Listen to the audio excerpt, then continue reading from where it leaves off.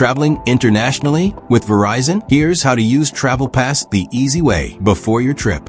TravelPass lets you use your regular Verizon plan in many countries worldwide. Start by opening the My Verizon app on your smartphone before traveling internationally. Log in to your Verizon account using your normal account information securely. Once inside the app, go to the Plans and Services section carefully. Look for the Verizon TravelPass feature inside your account settings menu. Tap on TravelPass to view supported countries and pricing details. Check that your destination country is included in Verizon TravelPass coverage.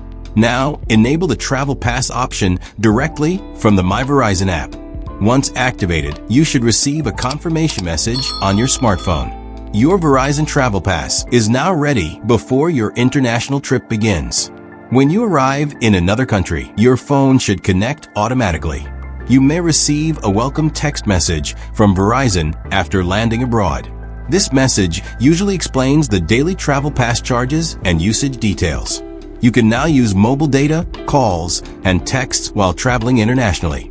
Apps like Maps and Messaging should work normally using your Verizon connection. TravelPass allows you to use your regular phone number overseas easily. You can even make calls back home directly from your smartphone abroad. Video calls and internet browsing should also work in supported countries. Keep an eye on your TravelPass usage notifications during the trip. Verizon may send alerts when a new daily TravelPass session starts.